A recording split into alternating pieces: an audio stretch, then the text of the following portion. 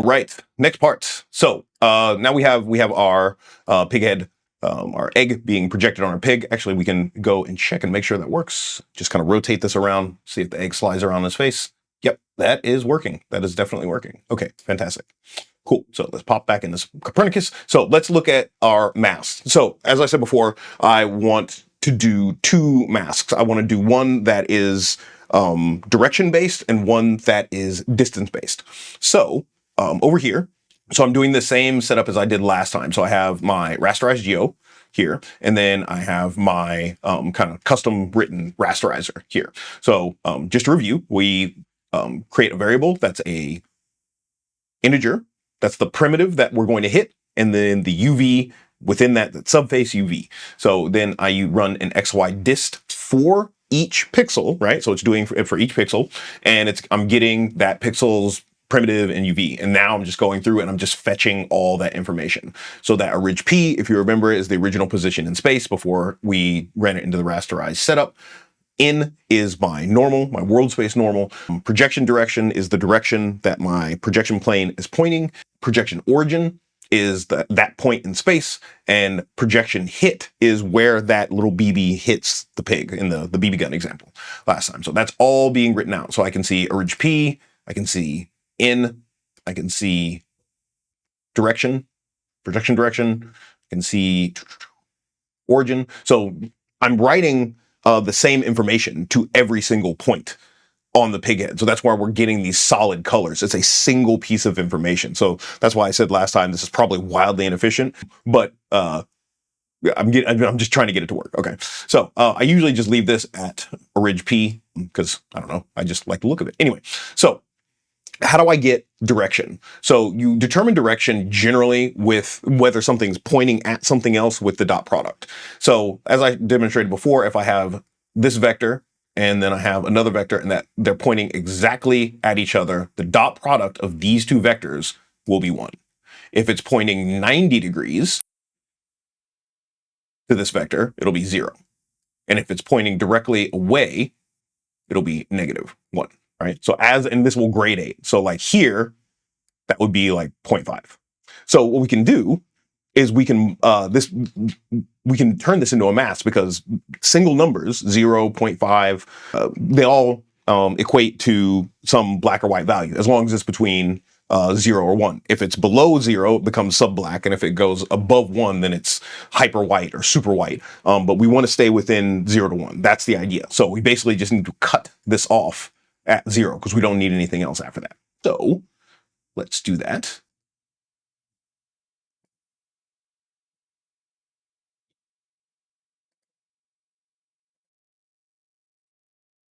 I have those two pieces of data. So I have my normal direction and my projection direction. So this is kind of hard to see because the wires are a little off.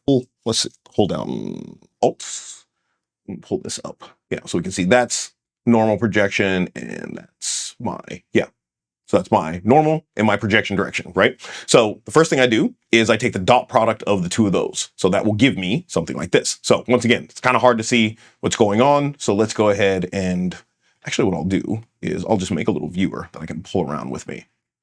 Control C. Put this down here, Control V.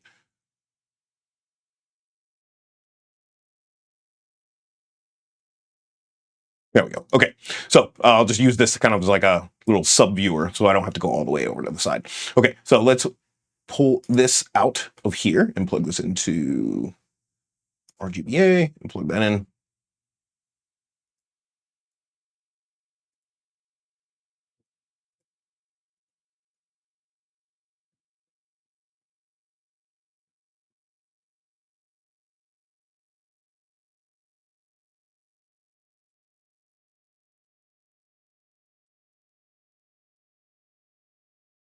Great, cool. So I've plugged the output of that dot product into here, and we can see that, I mean, it's backwards, but we're getting that. So what I can do is I can do a remap here, or actually what I'm going to do before I do my remap, I'm going to take this equalize. Like this equalize node is fantastic. So let's just remove this over here and we'll cut this off here and move this in between those. So I'm going to take my equalize node here, and that just that basically stretches everything from 0 to 1. So this stretch to black and white. And then I'm also inverting it here. So, or I should be inverting it. So if I take my black, put that to 1, take my white, put that to 0. So now that side of the pig's face. So let's take our little viewer here, move it over to here and see what we get down here. Much better, much better. So this is kind of dark, and we might not even need that equalize as well. Yeah, but we'll leave it. So it's a little dark on the side here, but it's much, much more brighter. So we do have some value. If I leave this equalize off, I'm getting something pretty dark. I could even kind of push this a little bit more. So if I take this and pull it down, I take this and pull it up, basically adding contrast. I should be trying to add on contrast. Oh no, this is just my black and my white point. Sorry.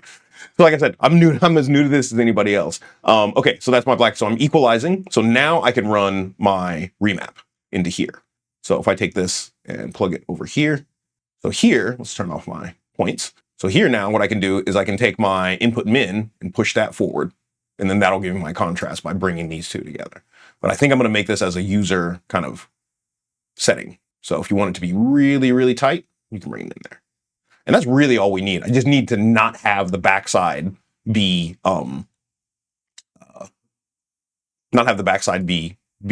accessible. So I'm gonna multiply. So this is my mask. This is my directional mask coming out now here. So these are just some user. So it's like a gamma, a contrast in case the user wants to mess with those values. And then once again, a clamp to make sure that that stays between 0 and 1. So that is my mask for that coming out of there. Okay, so that's the directional mask. So that's direction. So now let's look at positional mask or distance mask. So here, really all I'm doing is I'm taking my original position, so where that position is in space, and then I'm taking the point that was hit, that projection point, where it hit the pig, that singular point, and I'm doing a distance between them. So I'm saying, here I just have an A and B, but it's literally how you get the distance between 2 points is you subtract them, and then that makes a vector, and then you take the length of that vector. So A minus B length, that equals my distance.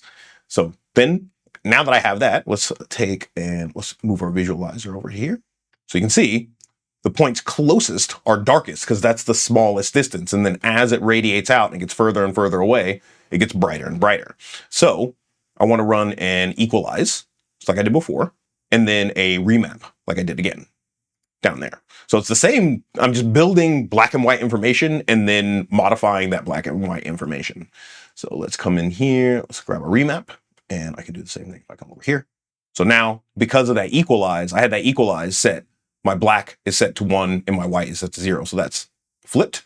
So if I come into my remap, just like I did with my directional mask, if I bring up my output min and I bring down my output max, I get a very dark, nice projection. So if I want to use both of these, right, what I can do is I can multiply them together. So these switches out here are going to be, and these are going to be user controls. So maybe you don't want to use the directional mask, or maybe you don't want to use the position mask. So here, this is the constant of 1. If I switch this to 0, it'll just use a flat, fully flooded white color. So that's how I'm switching between not masking and masking. So both of those then go into a multiply node. So let's move our viewer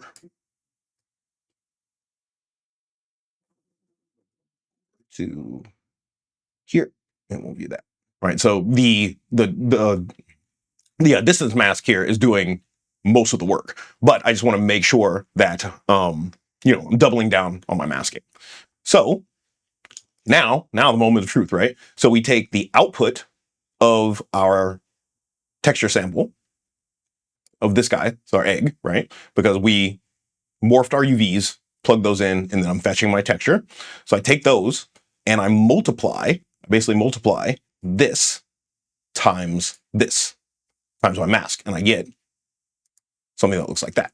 So this versus that. So you can see those chunks being cut out. And those chunks that are being cut out are on the opposite side of the pig head because of that directional mask and because of that distance mask, right? And so now I have this out projection, right? Because like I said before, I'm hoping to make these into HDAs. So I'm always thinking about what are my inputs, what are my outputs, what could my user use? What might my user want to manage or modify? So here I have the out projection, and I have an out directional mask and an out distance mask, just in case. Okay, so that out projection goes into a blend here. So I'm just blending a solid color over that to just make sure that the alpha mask was working and it wasn't like, it wasn't too light or it wasn't too dark. So I just want a nice clean over on this. And I chose this pink color because ham and eggs, right? And then this goes into a RGBA to RGB, and then that goes into my, my preview material. So now we can see that the egg isn't projecting out anymore. So we can see these masks working. So it looks like my directional mask is doing most of the work. So let's take this and move it out, right? So now we can start to see like inside the mouth there, right? So let's just push all this inwards. So now, yeah, you can see that directional mask working. So you can have like this you have utmost control over the fade out of, it's not just a linear fade out. Like, and it doesn't have to be a linear fade out. That's what your curve down here is for. If I wanted to fade in really fast at the end, I can do that. So the amount of control you get out of this setup is staggering.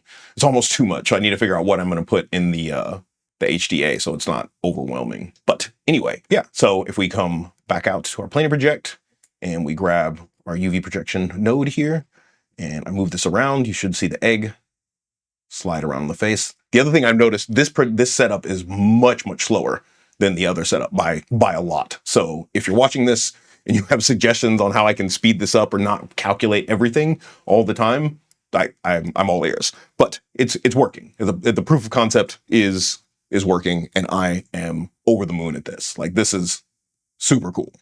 Making art with ones and zeros and math. Math is important. So yeah, another 3 devlogs down. So we got warp projection, we have planar projection. I'm going to try to tackle normal mapping in the next one. So we'll see how that goes. Until then, remember, everything's data, and I'll see you in the next one.